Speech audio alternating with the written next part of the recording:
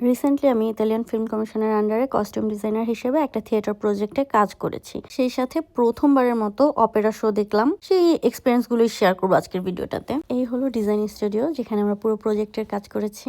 Normally যেটা হয়, designer ড্রেসের ক্ষেত্রে 3 থেকে 6 মাস সময় হাতে নিয়ে কাজ শুরু করা হয়, এবং আমাদের এই প্রজেক্টটা ছিল 4 মাসের। এই প্রজেক্টটাতে আমরা 12 জন কস্টিউম ডিজাইনার একসাথে কাজ করেছি, এবং আমাদের লিডে ছিলেন একজন ইতালিয়ান সিনিয়র ডিজাইনার সিলভিয়া। এখানে তাদের সাথে আমার কাজের এক্সপিরিয়েন্সটা মিক্সড।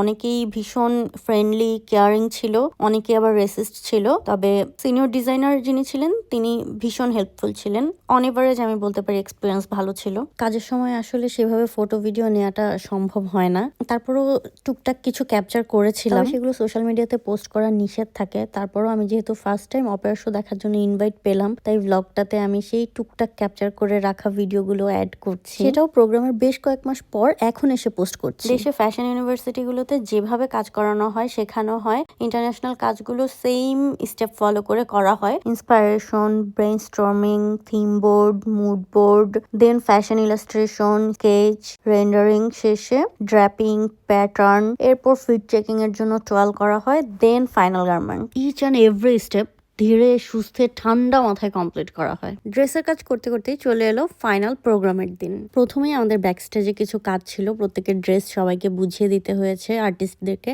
ব্যাকস্টেজে শুধুমাত্র সিনিয়র ডিজাইনার অ্যান্ড তার অ্যাসিস্ট্যান্ট ছিল, আর আমরা সবাই চলে এসেছিলাম ফ্রন্টে প্রোগ্রাম দেখার জন্য। এবং এটা আমার লাইফে ফার্স্ট টাইম অপেরা শো দেখা, তো আমি একটু এক্সাইটেডও ছিলাম।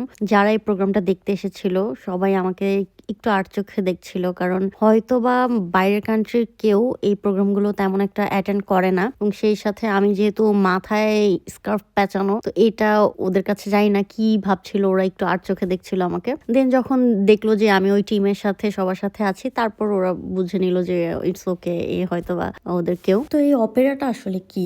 অপেরাটা হলো আমাদের দেশে যেমন মঞ্চ নাটক হয়, থিয়েটার হয়, সেম ওই জিনিসটাই। এদের ধাঁচটা একটু আলাদা। মোস্ট প্রবাবলি এটা ওদের ট্র্যাডিশনাল ওয়ে। এক কথায় থিয়েটারটাকেই অপেরা বলা হয়। এবং এই অপেরার মূল অ্যাট্রাকশনটাই থাকে হলো ভায়োলিনের ওপর। ওই যে একটা দল দেখতে পাচ্ছেন, এরা বসে সবাই মিলে ব্যাকগ্রাউন্ড মিউজিক বাজায়, ওইটাই হচ্ছে মূল আকর্ষণটা থাকে। এবং এই অপেরা দেখে আমি কি বুঝেছি, আমি আসলে কিছুই বুঝি নাই, কারণ এমনিতেই তো ওদের আলাদা একটা ভাষা, তারপর আবার এরকম মানে গান গেয়ে গেয়ে বলছিল, তো ওরা নিজেরাই অনেক ওয়ার্ড ওরা বোঝে নাই, এই দেশি ভিউয়ার্সরা আর কি। তা আমি তো সেখানে না বোঝারই কথা। তবে মূল গল্পটা আমরা জানতাম, যেহেতু কাজগুলো আমাদের থিম বেস করতে হয়েছে, এর বাইরে আর কিছু বুঝিনি। আমার জাস্ট দেখতেই ভালো লাগছিল যে হ্যাঁ, আমাদের করা কাজগুলো, আমাদের ডিজাইন করা, আমাদের মেক করা ড্রেসগুলো পরেছে, সবাই দেখছে, সেটা কত পারফেক্ট লাগছে, সুন্দর লাগছে, এটা দেখেই আমি ভীষণ হ্যাপি ছিলাম। এটাই আমি এনজয় করেছি। আর এই যে এখানে আমরা ডিজাইনার টিমের কয়েকজন শো শেষে দু একটা সেলফি নিয়েছিলাম। এন্ড লাস্টে আপনাদের জন্য রইল অপেরার কিছু অংশ। এনজয়।